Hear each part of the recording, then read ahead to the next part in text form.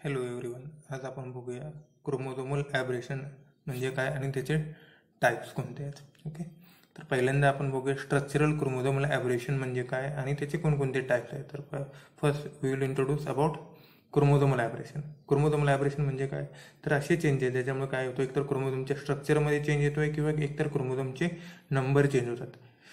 Okay, त्याला आपण म्हटलेलं आहे क्रोमोझोमल ॲब्रेशन. थोडक्यात ते आहेत एक प्रकारचे क्रोमोझोमल म्युटेशन. ओके, त्यानंतर आपण पाहूयात त्याचे दोन बेसिक टाईप्स आहेत. कोणत्या प्रकारचा चेंज हा क्रोमोझोममध्ये झालेला आहे त्याच्यावरून आपण त्याचे दोन टाईप पाडलेले आहेत.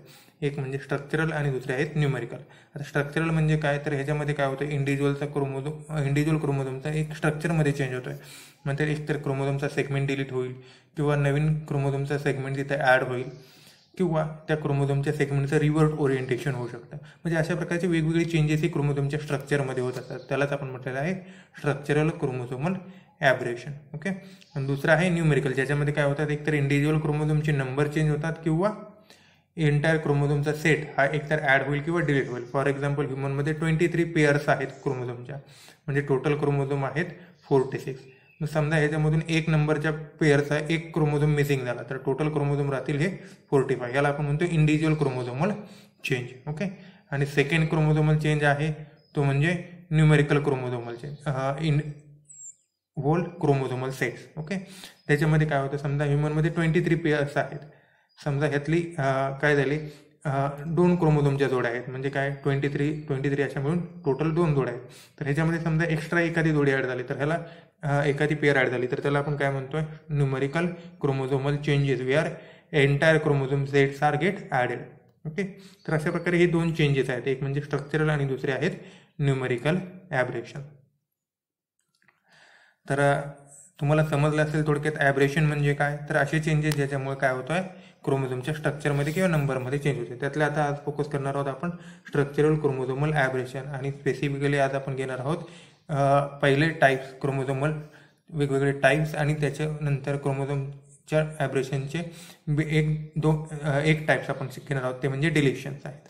ओके, तर पहिल्यांदा बघूया आपण क्रोमोझोमल स्ट्रक्चरल ॲब्रेशन म्हणजे काय. आपण जसं बघितलं आपण, तर क्रोमोझोमच्या स्ट्रक्चरमध्ये चेंज होतं म्हणजेच काय होतं आहे, तर एकतर क्रोमोझोमच्या सेगमेंटमध्ये डिलिशन होत असेल किंवा एखादा क्रोमोझोम सेगमेंट एक्स्ट्रा कॉपीमध्ये प्रेझेंट असेल किंवा त्या क्रोमोझोमचं रिव्हर्स ओरिएंटेशन होत असेल किंवा तो मूव्ह होत असेल एखाद्या नॉन होमोलोगस क्रोमोझोममध्ये, तर त्याला आपण म्हटलेलं आहे स्ट्रक्चरल क्रोमोझोमल ॲब्रेशन. म्हणजे बेस्ड ऑन द काय कोणता चेंज आहे क्रोमोझोममध्ये त्याच्यावरून आपण 4 टाईप पडले: deletion, duplication, inversion and translocation. Okay, तर ह्याच्यामध्ये पहिला आपण पाहणार आहोत डिलिशन. ओके, तर डिलिशन म्हणजे काय आणि त्याचे जे आपण 2 टाईप पाडले, त्यामध्ये टर्मिनल डिलिशन आहे, इंटरकॅलरी डिलिशन. तसेच आपण डुप्लिकेशनचे 3 टाईप पाडले. ते कोणकोणते आहेत, tandem duplication, reverse tandem duplication and displace duplication. Okay, इन्व्हर्जनचे पुन्हा आपण 2 टाईप पाडले, paracentric inversion and pericentric inversion. त्याचप्रमाणे ट्रान्सलोकेशनचे पुन्हा 3 टाईप पडलेत आपण, simple, shift and reciprocal translation. तर अशा प्रकारे स्ट्रक्चरल क्रोमोझोम ॲब्रेशनचे बेसिक टाईप्स आहेत आणि त्याचे सब टाईप्स आपण पडलेले आहेत. तर डिलिशनमध्ये 2 बेसिक टाईप्स आपण स्टडी करणार आहोत आज, ते म्हणजे terminal deletion and intercalary deletion. तर पहिला टाईप बघूया आपण, टर्मिनल डिलिशन म्हणजे काय.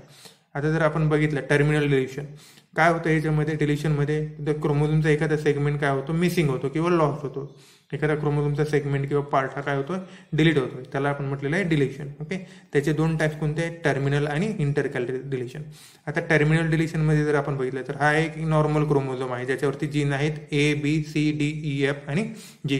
आता ह्याच्यामध्ये आपण जो दाखवलेला आहे F आणि G, समजा हा क्रोमोझोमचा कोणता सेगमेंट आहे, तर एंड रिजनचा सेगमेंट आहे ज्याच्यामध्ये F आणि G. तर हा जर सेगमेंट हा क्रोमोझोमपासून लॉस होत असेल आणि क्रोमोझोममध्ये ॲब्रेशन म्युटेशन होत असते तर ह्याला आपण म्हणतोय टर्मिनल डिलिशन. हे आता हा जो नवीन क्रोमोझोम आहे ह्याला आपण काय म्हणणार आहे, ॲब्रेटेड क्रोमोझोम, ज्याच्यामध्ये काय आहे F आणि G पोर्शन, जो की क्रोमोझोमचा end region containing gene containing end region आहे, तर हा डिलीट झालेला आहे, म्हणजे ह्यालाच काय म्हटलेलं आहे आपण, टर्मिनल डिलिशन. तसंच सेकंड डिलिशन आहे इंटरकॅलरी डिलिशन. आता इंटरकॅलरी डिलिशनमध्ये काय होतं, फॉर एक्झाम्पल इथे E आणि F जीन आपण घेतलेला आहे. ओके, तर हा जर डिलीट होत असेल, हा कुठं आहे, तर इंटरनल पोझिशनला आहे. एंड पोझिशनला आहे का, तर नाही, तर कोणत्या रिजनला आहे, इंटरनल पोझिशनला. म्हणजे अशा प्रकारे जर एखादा इंटरनल पोझिशन सेगमेंट क्रोमोझोमचा डिलीट होत असेल तर त्याला आपण म्हणतोय inter calorie deletion. For example इथे आपण बघू शकता ई आणि एफ सेगमेंट हा डिलीट झाल्यानंतर काय होत आहे, क्रोमोझोममध्ये कोणते जीन राहत आहेत, फक्त ABCD आणि G, ज्याच्यामध्ये इंटरनल सेगमेंट कोणता आहे, ई आणि एफ हा मिसिंग आहे. तर असे डिलिशनचे 2 टाइप्स आहेत. कोणते आहेत, तर टर्मिनल डिलिशन ज्याच्यामध्ये एंड सेगमेंट क्रोमोझोमचा डिलीट होतो, आणि इंटर कॅलरी डिलिशन ज्याच्यामध्ये एखादा इंटरनल सेगमेंट क्रोमोझोमचा हा डिलीट होतोय. ओके, तर असे हे आपण बेसिकली डिलिशनचे 2 टाइप्स पाहिलेले आहेत. त्यानंतर बघूया आपण डुप्लिकेशन. ओके, आता डुप्लिकेशनमध्ये सुद्धा आपण बेसिक 4 टाइप्स पाहिलेले आहेत. ते म्हणजे कोणते आहेत, तर टँडम डुप्लिकेशन आहेत, रिव्हर्स टँडम डुप्लिकेशन आहे, डिस्प्लेस डुप्लिकेशन आहे आणि ट्रान्सलोकेशन डुप्लिकेशन आहे. तर हे आपण 4 टाइप पुढच्या नेक्स्ट व्हिडिओमध्ये पाहूया. तर आय होप तुम्हाला हा डिलिशनचा पार्ट्स व्यवस्थित समजले असेल. काय बघितले आपण, तर क्रोमोझोमचे ॲब्रेशन म्हणजे काय, त्याचे बेसिक क्लासिफिकेशन आपण बघितलं. बेसिक आपण किती क्लासिफाय केलेले आहेत, तर 4 क्लासिफिकेशन केलेले आहेत. डिलिशन आहे, डुप्लिकेशन आहे, इन्व्हर्जन आहे आणि ट्रान्सलोकेशन आहे. डिलिशन म्हणजे काय होतं, तर क्रोमोझोमचा सेगमेंट हा काय होतो, त्याच्यातून डिलीट होतो. ओके, त्याला आपण डिलिशन म्हटलेलं आहे.